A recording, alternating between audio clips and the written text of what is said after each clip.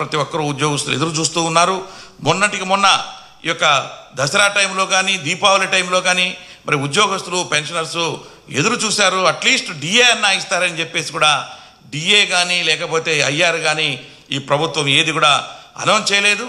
ఇంతకుముందు మరి జగన్మోహన్ రెడ్డి గారి టైంలో మరి ప్రభుత్వం మేము వస్తే మరి మధ్యంతర భృతిని 27% తగ్గకుండా ఇస్తామని చెప్పేసి హామీ ఇచ్చారు.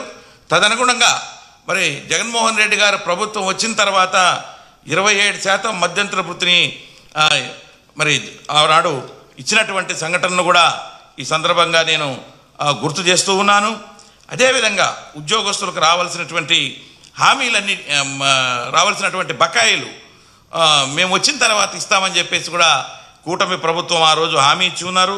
ముఖ్యంగా ఉద్యోగస్తులకి పెన్షనర్స్కి రావాల్సినట్టు ఏంటంటే డిఏ బకాయిలు రావాల్సి ఉంది, జీపీఎఫ్, అదేవిధంగా సరెండర్ లీవ్ ఎన్కాష్మెంటు, మెడికల్ రియంబర్స్మెంట్తో పాటు రాష్ట్ర ప్రభుత్వ జీవిత బీమా, అదేవిధంగా retirement benefits, last PRC arrears, ఇవన్నీ కూడా ఇన్ ద మీన్ టైం అవి కాకుండా కూడా ఇంకా 2 డిఏలు పెండింగ్ ఉన్నాయి.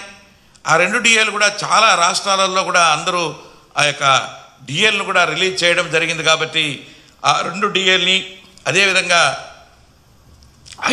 ఐఆర్ని పిఆర్సీని కూడా ఇమీడియట్గా పెట్టాలి అని చెప్పేసి కూడా నేను ఈ సందర్భంగా కోరుకుంటూ ఉన్నాను. అదేవిధంగా మరి గ్రామ వార్డు సచివాలయ వాలంటీర్లు, ఈ వాలంటీర్ల వ్యవస్థను మేము గెలిస్తే మేము తప్పకుండా కంటిన్యూ చేస్తాం. అంతేకాదు 5,000కు ఉన్నటువంటి వాళ్ళ యొక్క ఇచ్చేటువంటి ఆన్రోర్యాన్ని 10,000కు పెంచుతామని చెప్పారు. కానీ అది వాళ్ళ యొక్క వ్యవస్థే అగమ్యగోచరంగా ఉంది. మరి ఈ ప్రభుత్వం వచ్చినప్పటి నుంచి వాళ్ళకి కంటిన్యూ చేస్తున్నారా లేదా అనేది కూడా తెలియట్లేదు. కొద్ది రోజులు పనిచేయమన్నారు అవసరం ఉండేటప్పుడు, తర్వాత అసలు వాళ్ళకి జీతాలు అయితే 5 నెలల నుంచి మరి ఇంతవరకు కూడా వాళ్ళకు శాలరీస్ కూడా ఇవ్వట్లేదు అని చెప్పేసి కూడా నేను ఈ సందర్భంగా తెలియజేస్తున్నా. ఏదైతే కూటమి ప్రభుత్వం వాళ్ళకి హామీ ఇచ్చిందో హామీని వాళ్ళు దృష్టిలో పెట్టుకొని ఎదురు చూస్తూ ఉన్నారు. మా యొక్క శాలరీస్ 5,000 నుంచి 10,000కు పెరుగుతాయి అని చెప్పేసి వాళ్ళని కంటిన్యూ చేయవలసిందిగా చేస్తూ 10,000ని వాళ్ళకు మీరు చెప్పిన విధంగా ఇవ్వాలి అని చెప్పేసి కూడా నేను ఈ సందర్భంగా కోరుతున్నాను. ఎందుకంటే ఏదైనా ఒక వెల్ఫేర్ స్కీమ్ మరి ప్రభుత్వం ప్రవేశపెట్టినప్పుడు గడప గడపకు తీసుకెళ్ళి దాన్ని ఇంప్లిమెంట్ చేయడంలో మరి ముందుండేటువంటి వ్యవస్థ ఏదైనా ఉంది అంటే అది ఈ వాలంటరీ వ్యవస్థే అని చెప్పేసి కూడా నేను ఈ సందర్భంగా తెలియజేస్తా ఉన్నా. నాట్ ఓన్లీ ఈ యొక్క ఇవి స్కీమ్స్, ఆనాడు కరోనా సమయంలో కూడా వాళ్ళు ప్రాణాలకు తెగించి పోరాడి మరి ప్రజల్ని కాపాడినటువంటి సంఘటనలు కూడా మనం గుర్తు చేసుకుని వాళ్ళకి సపోర్ట్గా నిలవాలి అని చెప్పేసి కూడా నేను ఈ సందర్భంగా ప్రభుత్వాన్ని కోరుతూ ఉన్నాను. అదేవిధంగా పెన్షనర్స్కి మేము గెలిస్తే మేము వచ్చిన తర్వాత పెన్షనర్స్కి సపరేట్గా ఒక కార్పొరేషన్ని ఏర్పాటు చేస్తాం. అప్పుడు ఆ యొక్క పెన్షనర్స్కి ఉన్నటువంటి ప్రాబ్లమ్స్ అన్నీ కూడా అక్కడ ఈజీగా సాల్వ్ చేసుకోవడానికి ఆస్కారం ఉంటుంది. కాబట్టి ఆ యొక్క కార్పొరేషను పెడతామన్నారు. కానీ మరి దాదాపు మరి 150 రోజులు దాటిపోయింది. ఇంతవరకు కూడా మరి ఆ యొక్క పెన్షనర్స్ కార్పొరేషను ఎంతవరకు వచ్చిందో మరి ఇక్కడ తెలియట్లేదు అని చెప్పేసి కూడా నేను ఈ సందర్భంగా తెలియజేస్తా ఉన్నా. అదేవిధంగా సిపిఎస్ను రద్దు చేయాలని చెప్పేసి ఈనాడు ఉన్నటువంటి ఉద్యోగస్తుల్లో దాదాపు మరి ఒక 2.5 లక్షలకు పైగా దాదాపు 3 లక్షల దాకా ఉద్యోగస్తులు ఎదురు చూస్తూ ఉన్నారు. అయితే సిపిఎస్కు బదులు ఇంతకుముందు మన ఉన్నటువంటి జగన్మోహన్ రెడ్డి గారి ప్రభుత్వంలో గ్యారంటీడ్ పెన్షన్ పథకం అనే దాన్ని తీసుకురావడం జరిగింది. మరి ఈ ప్రభుత్వం మేము గెలిచిన తర్వాత సిపిఎస్ను జీపీఎస్ను రెండింటినీ పునఃపరిశీలించి ఒక ఆమోదయోగ్యమైనటువంటి ఒక పరిష్కారానికి కృషి చేస్తామని చెప్పేసి అన్నారు. ఆ యొక్క దిశలో మరి ఎక్కడ కూడా కూటమి ప్రభుత్వం మరి ఆలోచన చేస్తున్నట్టుగా అనిపించట్లేదు. కాబట్టి వెంటనే ఆ యొక్క సిపిఎస్ను రద్దు చేసి మరి ఏదైతే ఉద్యోగస్తులు దాదాపు 3 లక్షల దాకా ఈరోజు ఉన్నటువంటి ఈ గ్రామ సచివాలయ ఉద్యోగస్తులతో పాటు అంతకుముందు ఉన్నటువంటి 1,86,000 మంది ఉద్యోగస్తులతో పాటు దాంతోపాటు మరి ఆర్టీసీ ఉద్యోగస్తులు కూడా ప్రభుత్వ ఉద్యోగస్తులుగా మారారు. కాబట్టి వాళ్ళందరికీ దాదాపు 3 లక్షల మంది ఉద్యోగస్తులకి ఈ యొక్క ఓపీఎస్లోకి తీసుకురావాల్సిందిగా మరి ప్రభుత్వాన్ని నేను ఈ సందర్భంగా కోరుకుంటున్నాను. అదేవిధంగా మరి మీరు చెప్పారు ఆ యొక్క జీపీఎస్ విధానం ఏదైతే ఉందో దాని మీద జీవో ఇచ్చారో ఆ జీవోని మరి అబెన్స్లో పెట్టారు.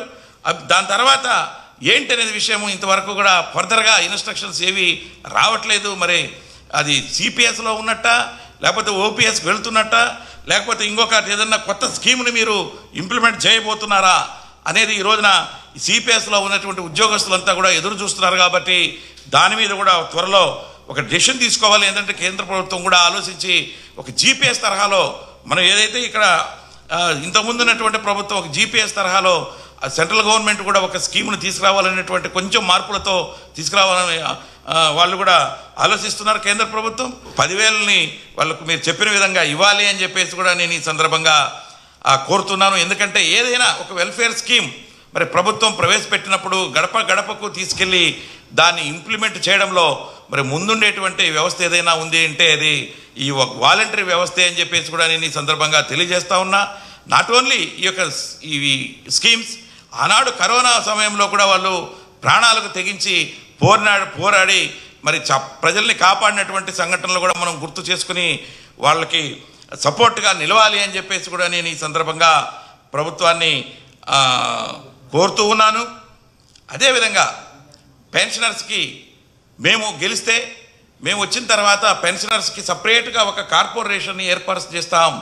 అప్పుడు ఆ యొక్క పెన్షనర్స్కి ఉన్నటువంటి ప్రాబ్లమ్స్ అన్నీ కూడా అక్కడ సాల్వ్ చేసుకోవడానికి ఈజీగా సాల్వ్ చేసుకోవడానికి ఆస్కారం ఉంటుంది. కాబట్టి ఆ యొక్క కార్పొరేషను పెడతామన్నారు. కానీ మరి దాదాపు మరి 150 రోజులు దాటిపోయింది. ఇంతవరకు కూడా మరి ఆ యొక్క పెన్షనర్స్ కార్పొరేషను ఎంతవరకు వచ్చిందో మరి ఇక్కడ తెలియట్లేదు అని చెప్పేసి కూడా నేను ఈ సందర్భంగా తెలియజేస్తా ఉన్నా.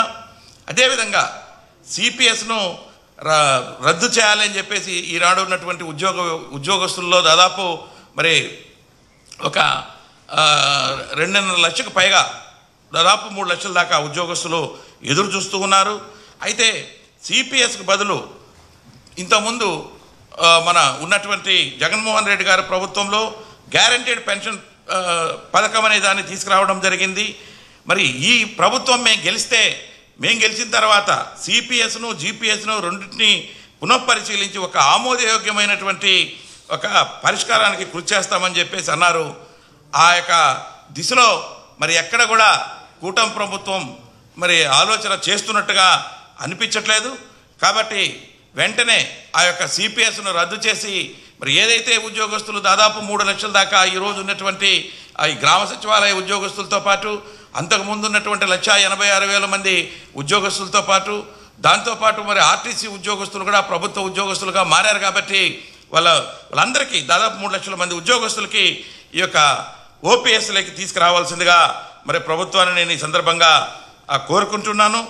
అదేవిధంగా మరి మీరు చెప్పారు ఆ యొక్క జీపీఎస్ విధానం ఏదైతే ఉందో దాని మీద జీవో ఇచ్చారో ఆ జీవోని మరి అబెన్స్లో పెట్టారు.